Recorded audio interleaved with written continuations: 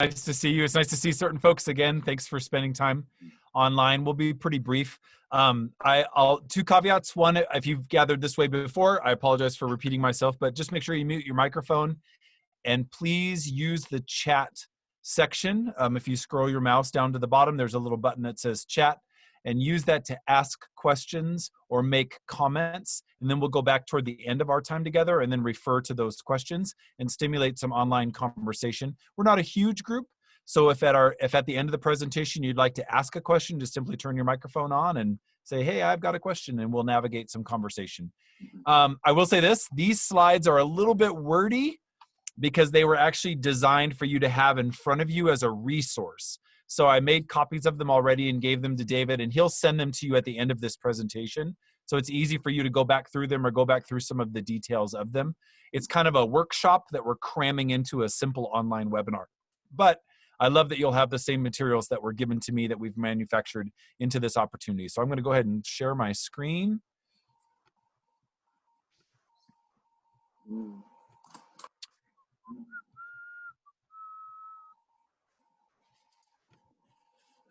Can you see a person riding a horse? Give me a thumbs up. Nice. Herding cats, as we say. Love that image. So I know that some of you are deeply invested in small group ministries, or certainly in the context of youth ministry, you've led small groups.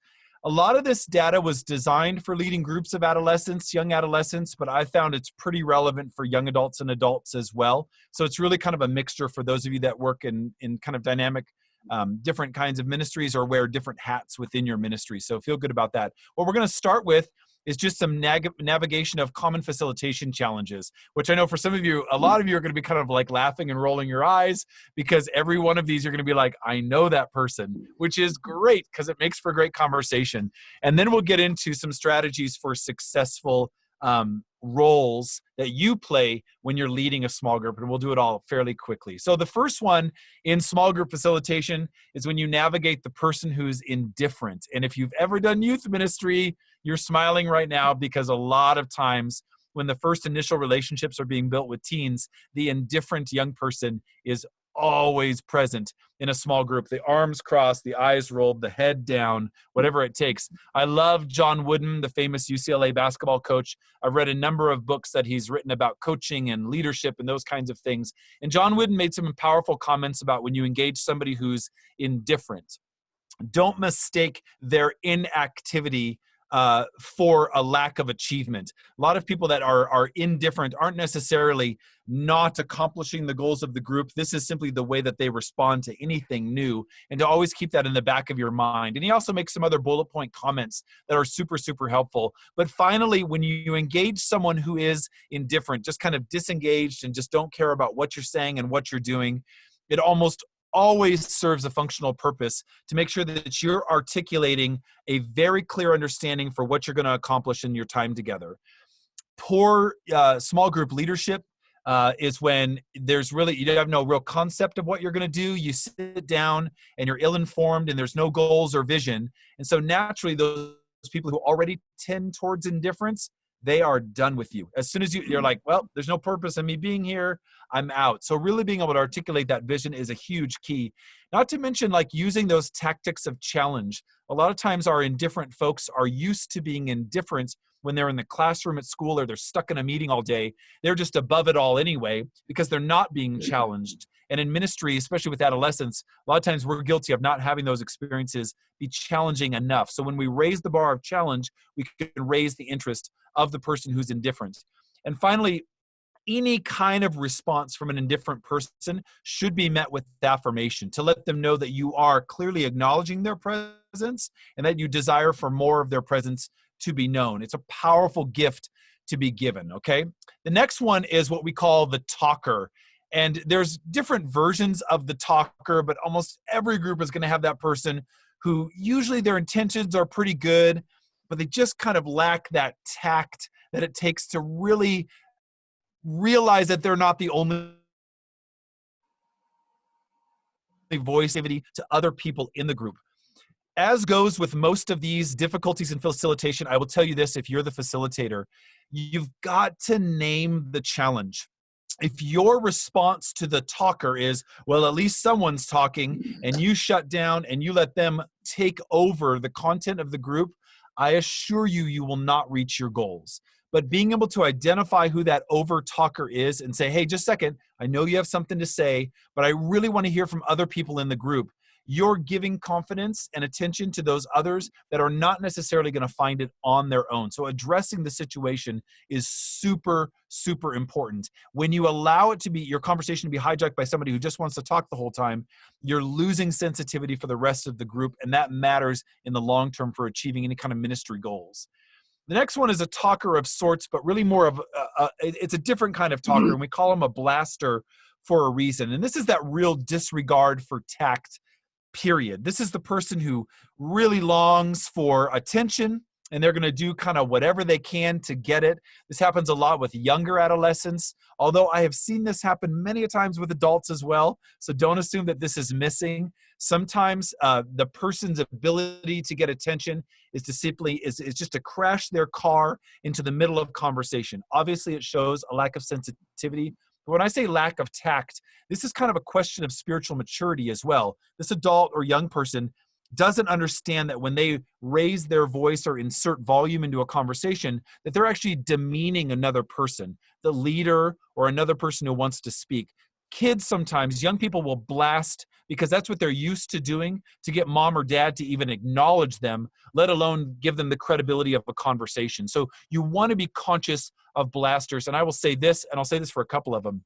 It's almost always indicative of something more that's going on in terms of that young person and their ability to communicate in the first place. So if you take the time with a blaster and you say, just a second, if you have something you'd like to say, we would love to hear from you. But instead of blurting it out in the middle of someone else's conversation, how about we wait till it's the appropriate time for you to speak? And if you're struggling with that, I would be more than happy to let you know when that is. Chances are a lot of times a young person has never had an adult talk to them that way. The adult usually reacts to their blasting by giving them what they want, or they react in a disciplinary way, in which case they're also getting the attention that they probably desired in the first place. When you can navigate it in the context of ministry, it's well worth your time. Again, this goes back to the facilitator and their mature ability to navigate that person. The next one is a little bit more serious, especially in the context of youth ministry, because we have all kinds of acknowledgement that we need to make sure we understand that we're not a psychotherapist, that we're not a therapist, period. But a lot of times in the context of small group relationships and small group ministries, especially on retreats and those types of those events and things where there's a lot of emotion flying around, sometimes we have a person in the group that we'll call the bleeder. And that person is a bit of a blaster in the way that they'll intercede in the group, but they'll do it in a way that will completely distract from the goal of the ministry. Here's what that means. We're having a conversation about discipleship. We're talking about Easter and the tomb is empty. And the young woman leans in and says, well, not everybody raises from the dead. My dad died. And they just stop. And the entire group stops and everyone pivots. And what happens sometimes is that the leader of the group, that youth minister or the coordinator or the core team member, they will immediately put on their ministry cap and they will pivot towards this young person and they will shower them with attention and try to navigate that moment of emotional vulnerability. And I understand the pastoral care that needs to take place there, but it's equally pastorally caring to make sure that the other people that are gathered in that group, that you're not mining for a dramatic regurgitation, an awkward leaning of vulnerability. There's an appropriate way to share dramatic information. And then sometimes it means, hey, just a second, and you take that young person aside and you talk to them about that experience and you give them an opportunity to have that conversation in a more mature way where you can serve their needs. But a lot of times when a bleeder makes a comment that's fairly dramatic and it draws other people into drama, it goes back to the same anecdotes as tact and blasting, that they're really looking for them to give them attention. Now, that goes one part of the conversation. The other part of the conversation is when things fly out of young people's mouths, it is extremely important in the context of diocesan youth ministry to understand policies for identifying the needs and the voice of young people. I can't tell you how many times in youth ministry, so if this has never happened to you, it's not a matter of if, it's a question of when, that a young person will say something that you are not bound to privacy. And when those types of things come out in the context of small group, it's important to notify the proper leadership of those comments. Eating disorders, talk of suicide or self-harm, chemical abuse, those kinds of things. You're not like, oh, this is a safe place where we don't talk about anything that you talk about. When victim moments happen in the context of small group, it's important for you to navigate it both in a professional way and as a minister. And if you don't know what those types of policies or steps are, I would strongly encourage you to communicate with David and or other members of your diocesan offices, because they're different everywhere. But this is where those moments happen, and I assure you it will happen. I have worked with youth ministers who took it upon themselves thinking that they were counselors and therapists, which is a devastating mistake. And I've worked with youth ministers that were so insecure in these moments that they simply lost control and walked away. So we have to find the mature approachability when a leader is in our group and makes a comment that can be very distracting and very disturbing to the pace, the vision, or the goals of the group itself. The next one is the bouncer. This is a fantastic middle school youth ministry reality. And this is, quite frankly, that person who just can't sit down. This is the person who is so heavily engaged in fidgeting and movement that their very nature is distracting. Now, listen, I get that there are chemical challenges that come with young people. I understand what attention deficit disorder is. I understand that some are medicated or unmedicated and should be medicated. But the reality is, pivoting the attention of an entire group to a person who cannot physically sit still, and don't think this is just young people, because I've been to many adult meetings where men and women have awkwardly stood up in the middle of a conversation and began to walk around and rearrange the furniture. This can just simply be a person's personality, but you have to identify it, inviting that person into a position of assistance or associate service. Hey, Bob, I need you to sit down for a second. I need help passing out this paper. Or I need you to, could you take notes for this real quick? I need you to do X, Y, and Z. Giving that person a task to at least maintain some level of movement with their body so that you can maintain some level of focus on the goal of the group in the first place is key. Again, allowing it to just run amok is never a solution. But pivoting completely to the needs of the bouncer is also a distraction to others. So finding that balance is key, and I assure you it will happen. I tell everyone I've ever trained in ministry, it's really great to have in your pocket just kind of those 10 icebreaker conversation starters, just those little things that you know that you can ask a group and almost always get some kind of a focused response.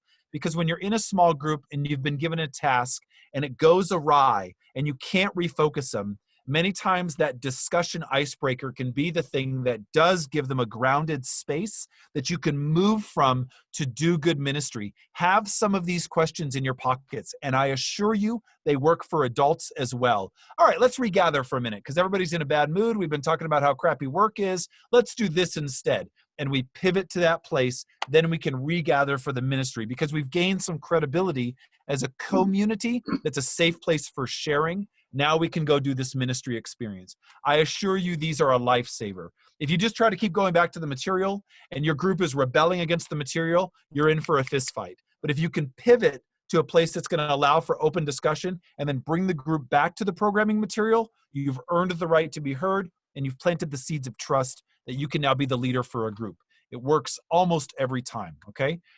What I encourage people to do when they have these types of experiences is full-on role play. If you're a youth minister, if you're an adult formation minister, young adult minister in your parish community, role play with your core group. Get them together and identify the different kinds of people that you're going to have, that you're going to interact with. Break them into small groups and have them pretend that they are one of these people and see how they respond. Have fun with it.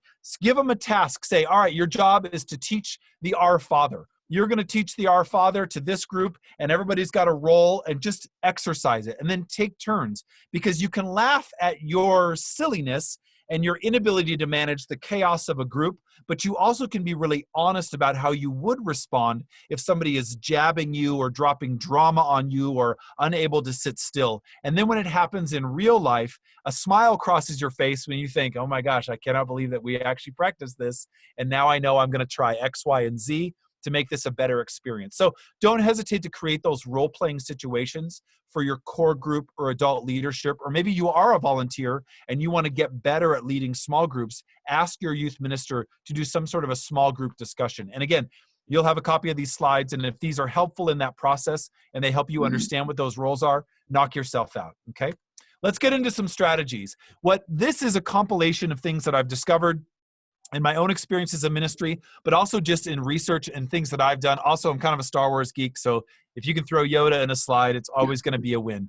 These are the habits that I've seen of small group leaders that are just extremely successful, especially in the context of ministry. And the first one is this, and I actually think this is one of the hardest ones for inexperienced ministers. Don't do all the talking. Now, there's a couple of them that go with this. Don't do all the talking means, yes, I understand that you have a role, and yes, there's some stuff I want you to do in the small group. But if you're the only one talking, the small group rebels because they think, well, what's our point? What's the role that we have of even being here? To listen to you pontificate? Because I didn't come here for that. You might be brilliant. You might be a biblical scholar. You might be the greatest minister of all time, but your job is not to pontificate. Your job is to carry and facilitate a conversation, which means in reality, you should actually be speaking as little as the quietest person in the group once the group has really gotten itself going. Along with don't do all the talking is being comfortable with silence. And this means really comfortable with silence. You can ask discussion questions once your group has kind of gotten some movement and you've gotten to know each other, and right away those insecurities, especially with teens, immediately set in and people don't respond. And so your inclination is to, well, I'll go first, and then you respond. Stop. Just be comfortable with it. Just smile and just be okay with silence. And ask the question maybe in a different way that invites at least a couple hearts to kind of stir, that helps young people and adults lean into their vulnerability just a little bit. Be comfortable with silence and don't do all the talking. And the third one, we shouldn't have to talk about this too much, but it really matters. There's a difference between navigating a small group, asking discussion questions, already having an answer in your brain and wanting to get it out. And there's also, and then the opposite of that is that person who is genuinely curious. Be curious. Be curious in your small group, no matter what the content is. In fact, maybe even use that language. I'm just really curious what you guys are thinking. Like, I'm just curious what you're thinking about this topic that we're doing right now. I actually really want to know what you're thinking. And a young person's like, I'm not thinking anything. You're like, oh, sure you are, but I'll get back to you. I'm just really curious. Use that word because it means you want to know. You want to know what the response is, what their heart is saying in the context of the conversation. That's what being a good listener is. There's other tactics here. If you've ever studied any kind of education theory, there's this wonderful axiom called a mutual invitation. Is this idea that when you enter into conversation and the two of you have entered into it together, that there's a mutual invitation for there to be communication. You've established a place where you want to know more about them and they want to know more about you by the nature of your curiosity. Mutual invitation is profound in small group conversation. You genuinely want to know. You make eye contact. You call a person out by name because you took the time to learn it. And you invite them mutually into relationship. It's very different than having your head down and reading through some discussion questions and just popping your head up when someone responds and then getting back to the question. That's not being a good listener. Being a good listener is entering into a relationship and letting that person know that their voice definitively matters. Repeating back to them some of the things they've said. David, I hear you saying that. I hear you saying this, that, and that. And I'm really glad you said that. I'm wondering if what other people are thinking about that thing, because I know David is thinking this. He knows that I heard him when he spoke. And that opens up barn doors of trust. People immediately think, oh, wow, you are really dialed into this moment. You are dialed into listening to what we have to say. So I'm going to think about what I have to say. I'm going to be less inclined to blast or bleed or bounce because what you're repeating back to me, these important tenets of our conversation. That stuff really matters. The next one is this. and I am so guilty of this, but I try to catch myself. We want to be that good listener. We don't want to be too talkative. We're trying to engage silence, but it's really about us and then us again. And I think in the back of our mind, we think if we ask that rhetorical and then we come back with an answer really quickly, that we're showing it's good to answer. And it could not be more false. The reality of a great discussion question is that it is an open-ended invitation. Sometimes when I'm speaking and training at a parish community or with a diocese, I'll say a question and then I'll stop and I'll look, and I think people think it's rhetorical. And I'll actually say, by the way, that's not rhetorical. I actually genuinely want to hear what you have to say. And you can actually see the mood of the room change. They'll be like, oh, he wants our response. But if I establish a pattern of asking questions and then answering them, if I'm in the room, you have no use for me. You don't need me there. You're not curious. You haven't mutually invited me into anything. I'm just a bystander to your wisdom, and we're all just here to kind of just reflect you. That's not good small group leadership. There has to be a sense of release and surrender. And you can hope that maybe they'll respond with, I don't know, Doug, what do you think? And then you can be like, wow, blah, blah, you know, but you got to keep it down. You got to keep that tone to a level that's still inclusive of the group itself. And for some of us extroverts, this is really hard, okay? It's hard for us. It's got to be something that we intentionally try to do. We could do a whole workshop on this one, but this is a major, major dilemma in a lot of youth ministries. I mentioned this before when we were talking about the different kinds of the different kind of role plays and the different personalities in groups, but here's the thing about a small group. If you're a small group leader and you are sitting down with tasks and you have something to do, whether a Bible passage, a book club, reflecting on the life night, whatever you're doing, and your group doesn't have a purpose, or there's not an established purpose that you've articulated as a group leader, I assure you that the group will be much harder to lead. Here's what I mean by that. I was doing this thing with the National Federation for Catholic Youth Ministry, and it was not a very exciting thing, and I was not enjoying the experience. And I was stuck with a small group leader who's a professor at a pretty famous college. And she sat down, and I thought, here we go again, another kind of like bitch session with adults about this, that, and the next thing. She made eye contact with every one of us in the group, and she just goes, here's the deal. We have 15 minutes. I expect that we're going to have a solid conversation about the first two discussion questions, and there's no way we're going to get to the third one because I think it gets answered in the second one. So I'm going to go through the first and second question pretty quickly, but I expect every single person to think about it and respond based on their cultural awareness and where they come from geographically. So when it comes to you, just be expected to respond because the expectation of the group is that you're going to fully involve yourself. Does that sound good? Okay, let's begin. And then she starts, and I was like, oh my gosh, like I was just given homework. Like I knew exactly what to expect. And when it came around to me, I had thought about it and I was ready to go. I was like, this is what we're about. This is how we're going to do this. And this is what we're about. I've seen master youth ministers with teens sit down on retreats and just simply say to their group, you know how like sometimes at retreats, you have the same small group throughout the weekend, search retreats, tech retreats, those kinds of retreats. These youth ministers would sit down and say, let me be very clear with each one of you. My job is to be here to serve you and to serve your encounter with Jesus this weekend.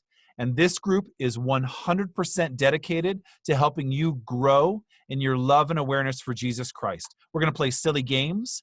We're going to have little competitions. We're going to have discussion questions. But I just want every single one of you to know that I exist only to help walk with you with the Lord. And if there's anything I can do to help you with that, if you need to sleep in, I'll try to make arrangements. If you need a little extra food on your plate, I'm going to go try to get it for you because I need you to know wholeheartedly that my job is to make this experience great for you.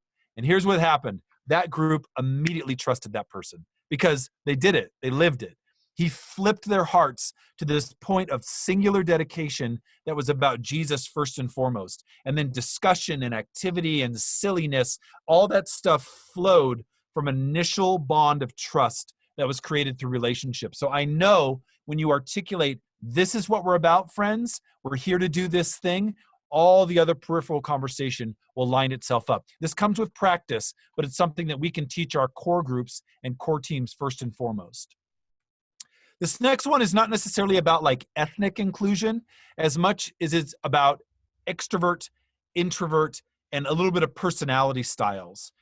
I think sometimes the small group leader is content to have the extroverts all contribute, and then they feel like, oh yeah, everybody pretty much contributed. And now I feel pretty good about this because the extroverts were all able to respond. The challenge with that is that we weren't maybe necessarily as patient with silence as we could have been. We also maybe didn't take the time to get to know the names of the people that we're serving.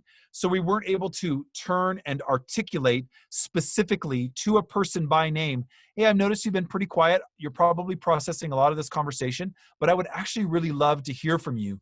So in a couple of minutes, we're actually going to reflect on prayer devotions that we all personally enjoy. And I'd love for you to think about that now so that when it comes time to have that discussion, you're able to give an answer because we'd love to hear from you as well. And really set that person up for success, knowing that their personality is not to just respond and respond and respond. And it's difficult. The other piece is numbers can be the enemy of any small group. It's almost impossible to be super inclusive of small groups when you get past that number of about 8. Now, this can be arbitrary for some of you. Some of you are like, no, 15, 20, 25. I'm telling you, if you're serious about knowing names, staying on task, articulating vision, creating inclusive environments of trust, that number 8 is pretty magical. And when you get over the top of it, even by 1 or 2 people, it's so easy for folks to get lost in the context, okay? The next one is this. Small groups serve the purpose of conversation. They serve the purpose of reflection. It's the enemy of great small group discussion can sometimes be an overuse of material. So this goes for the facilitator, but also the small group leader. If a small group has a limited time resource and they've been given a macro amount of material, great small group leadership is simply not going to be overly material focused. You're going to track through the content to the best of your abilities to stimulate the best fruitful conversation for that moment. What we do poorly sometimes is we try to cram so much material into that moment that we lose all the good stuff we've been talking about. Reflection, conversation, questions upon questions that lead to trust, that lead to a dynamic. So going into any small group, we have to think the material focus should actually be pretty controlled. It's better to be hungry for more material than to have too much in a small group. And sometimes small group leadership becomes such a slave to the material that even while people are talking, they're like, yeah, that's good, but we got to get on to question number 6. So let's move on. And they move on. And as soon as you do that, and it only takes one time, you've told the group their presence isn't what matters. What matters is you getting through the material. And I assure you, Education 101, as soon as you've taken that carpet out from underneath the people in your group, that trust that you built up, the trust bank, it is gone. You just withdrew everything because it wasn't about them and their voice and their heart. It was about the thing on the piece of paper, and you've defeated yourself. So you have to manage material with the group to the best of your abilities and never overdo it. Better to gather multiple times than gather once with a ton of material. It always makes for better relationships, okay? And the next one is this, and this should go without saying, but it is what it is.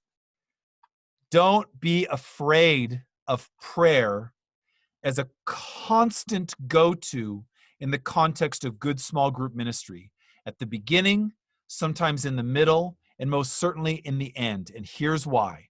When you as a group leader show a surrender to your divine authority to bless time and voice and vocabulary, the ministry efforts, what's going on in people's hearts, what you're saying to the participants, whether they're young adolescents, older adolescents, young adults, you're saying, yeah, I know I'm supposed to be leading this group, but I know who's really in charge, and I'm going to yield the moment to that presence, to Christ specifically.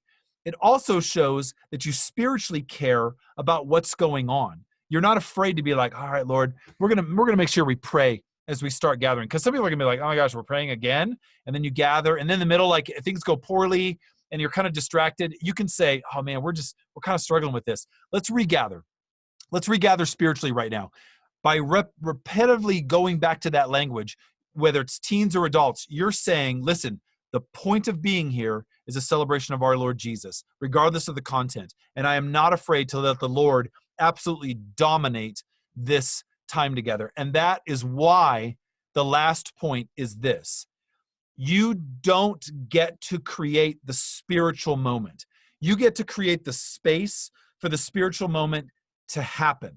And when you've done that well, and the Lord inserts himself into the context of conversation, it is a success, not because of your personality or your brain and all the degrees you have, but because you are willing to get out of the way of the greatness of the Lord. And all those things, that comes as a result of great intentional relationships, great intentional ministry efforts.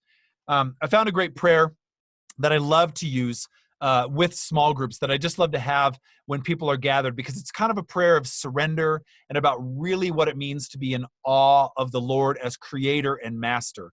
And in my experience in small groups, many times groups are discussing something or responding to something, and it's almost always key to bring that group back to a place where there is a divine authority, and that authority is our Lord. When conversations get really deep and dramatic, or conversations get derailed and really funny, or conversations get kind of like serious about family experiences, or they get sort of shallow about teenage experiences that are really more dramatic and silly, it's still important to draw people into the divine authority of a Lord who is love and who is invited to dominate this new relationship that happens from the group. And I assure you, it will change the way you navigate small groups. Okay? All right. So, questions, comments, personal experiences with small groups, dilemmas. Maybe it's one of those personalities, that indifferent or that bouncer or the bleeder or someone that you've encountered, maybe some hurdle that you've had to cross with small groups, or maybe some best practices with tactics or images. Any questions or comments about the material or some of the drills and role plays that we've talked about in our time together? And you can turn off your mic too. We're a pretty small group. If you want to just jump in there, please feel free. Great, we got it down. We licked it. We're perfect. You guys write the book and I'll buy it. That's great. That'll be great. Questions, comments, anything?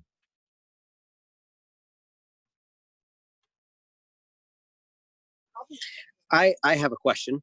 Hi, David. So I have a lot of, I've done a lot of small groups and stuff like that in the past.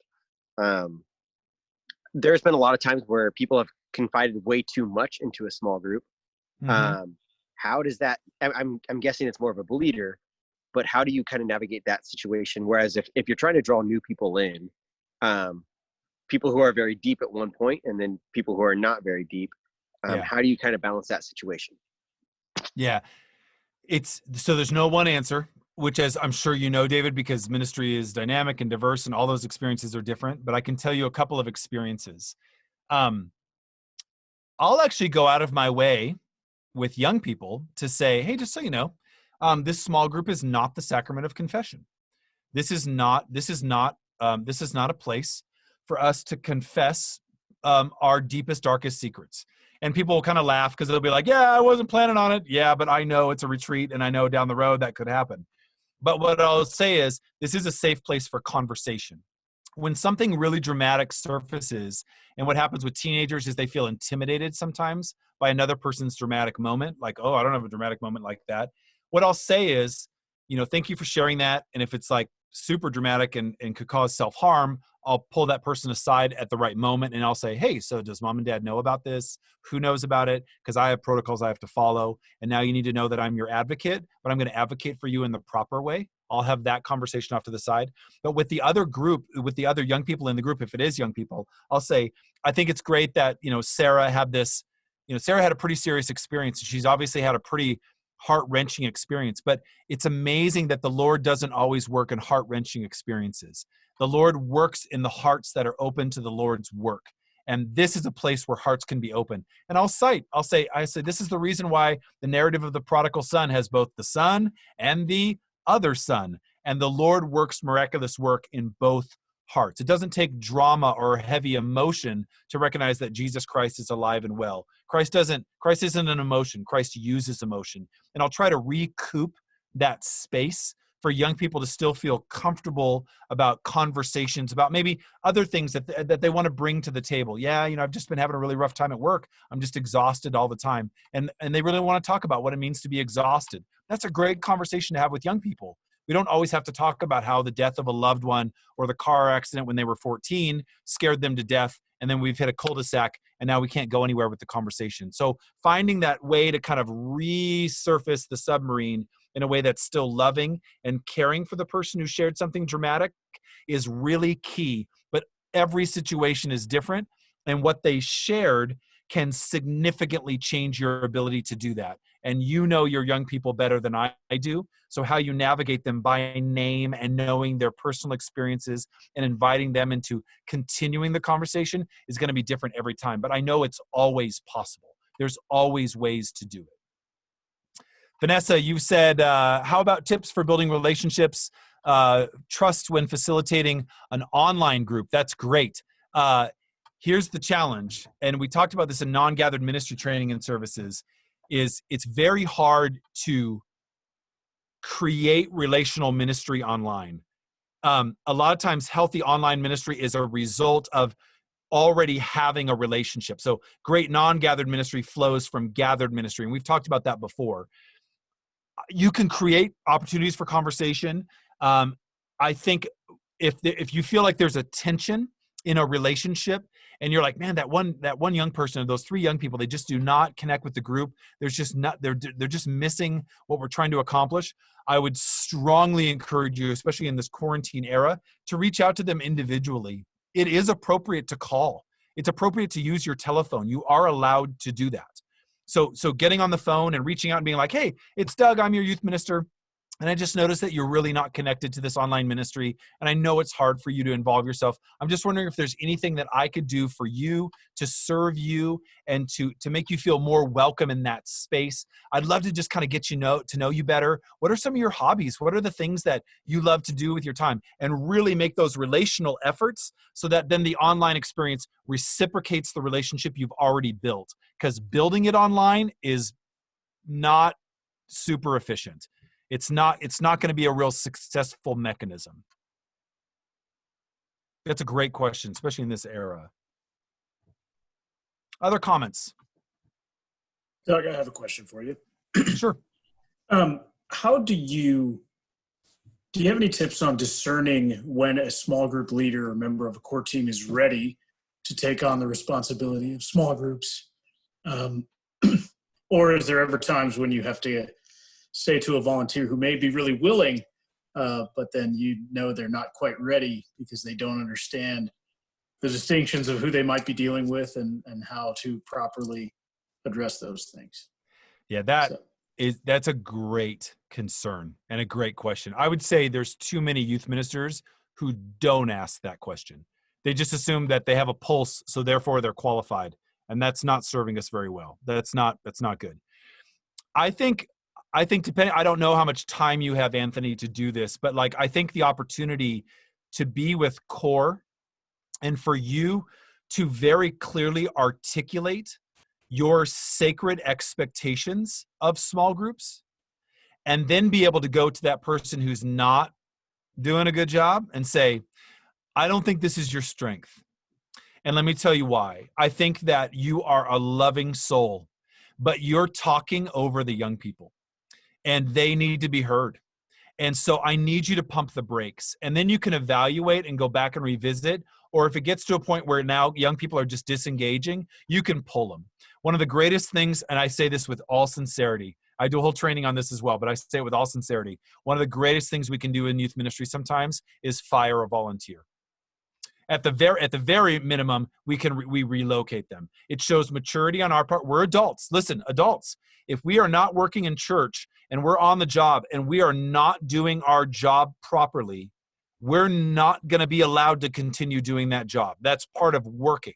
Why would it be any different in ministry? If we're not successfully navigating the goal and vision of drawing people into a love for Jesus and leading a life of discipleship, and instead we're angering them or making them feel uncomfortable or making them feel dumb or inadequate, you're literally, not figuratively, you're literally failing. So as a youth minister, we have to be the ones who say, this isn't the place for you.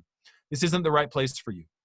One of my favorite stories is I had a volunteer. Her name was Arlene, and she was awful. She was an awful youth minister. And she came to me mid-year, and one of her kids was in the program. And by the spring, a litany of complaints came in about Arlene. And so I had to pull her aside, and I had to say, gosh, Arlene, I got to tell you, I really think these are not your gifts. I've had a number of complaints, but let me just tell you why that matters to me, because I've seen you in action as well, and you're really impatient, and you get really angry. Well, they just don't respond. Okay, just a second, Arlene. Let me go ahead and finish, And then I would get to the end, and I would say, I think you're going to need to kind of find a different place to use your gifts in the context of parish ministry. And she looks at me and she goes, that's what the elementary minister said. And I was like, now we have a problem. So I had to completely remove her from lay ecclesial ministry. And listen, I know that I was doing a service to all of those kids and their families, because sometimes you have to make the hard call. Knowing when someone's ready to be in a small group leader, it's tough because I don't know your kids. I look for certain things. Are they a good listener? And then the big one, Anthony, is how's their prayer life? How are they leading a devoted life? Are not just mass going? And that's important. But I mean, ask them that hard question. Like, how's your prayer life? How's your spirituality? Because I want their language, like we've talked about before, I want their language to flow from their relationship with Jesus, not just their head, but their heart, because that's what I want the young people to get. So that adult or young adult who's dialed in spiritually, they're going to be a better small group leader than the full-time high school teacher who's just good with kids, but is too busy to pray, and it's just really fun to be around.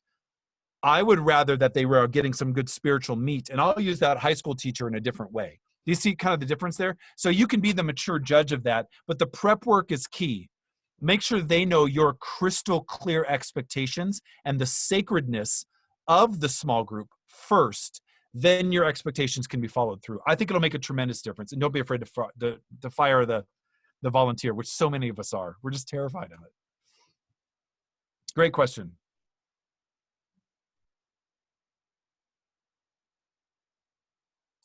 You guys doing good? You look all pretty cheerful. Everybody looks pretty happy for the most part. That's good. I'm happy for that. So I have post Easter. There's a scenario question for you that I've had happen before. You're in a small group, and all of a sudden someone breaks down crying and then gets up and leaves the room. Yeah. What do you recommend we do? Yeah, well, I mean, depending on what what instigated the breakdown, so that's going to be important too. I'm a big advocate for never having only one leader in the group. So the preventative aspect of that would be like, when I look at a group, I kind of think, who's my lieutenant? I'm like, who's my go-to that's in here that's going to help me? And then of course I'd be like, hey, excuse me for just a minute. I'm going to go ahead and chase. I want to keep doing this stuff. I'll be right back. No matter what, there's going to be a hole of awkwardness there. It just is. I mean, if a group of adults were together and somebody had a dramatic day at work and they just cannot handle another word out of someone's mouth and they bail, it's going to be awkward for adults too. So it's not just a teen problem. Then I immediately, of course, go to that person. I say, I want you to have the space that you need. What can I do to help you? And if they want to tell me about it, great. And if they don't, I'm going to be like, no problem. Where can I give you a good space to just simply be? And I've had that happen with teens. I don't want to talk about it. No problem. I'm going to give you a good, safe space to sit. And when you're ready to visit, let's visit. And then I come back to the awkward circle. Is she okay? What happened? I'm like, she's fine. She needs some space. She needs some space. Just having a dramatic moment. And we're going to go ahead and move forward. And we're going to care and we're going to love for her. In fact, why don't we pray for her right now? Because we don't know the circumstances of this situation. Now let's explain it. Or if it is a situation where that person does decide to share a vulnerable moment, all the other things we've talked about, appropriate listening and then appropriate action. And then it's not our job to make that person's personal moment public to the group. We can use good adult language to say, hey, this person's just hurting right now. And it's their business. And it's not something that they want to share with the whole group. But it is our business to make sure she knows she's loved. So let's go ahead and carry her name right now in prayer. And then regather to the vision and the mission of the group. I've seen that happen so many times, David, for different reasons. I've seen it happen for positive reasons. I've seen it happen where a young woman broke down in tears because she found out she got accepted to the university she wanted to go to, and she couldn't keep it together the rest of the day. She was a wreck, but it was all good. But I was like, come on, get it together, but I was like, so she just needed to have her space to go be excited and share the moment with her mom and dad. So she wanted that, those kinds of things. You just navigate it. You just navigate it like a school teacher. You still kind of keep things moving along and make sure everybody knows it's okay. And if it is something that's emergency and it's not okay, you just navigate it in an adult way. If that person needs to leave or go home, make sure that option is available to them and do it in a way that's appropriate. It will happen. It's not a matter of if, it's a matter of when. It's gonna happen. Teenagers are little balls of emotion. I assure you, in small group, in a retreat experience, that emotion is raw and it surfaces in ways that are sometimes really unpredictable.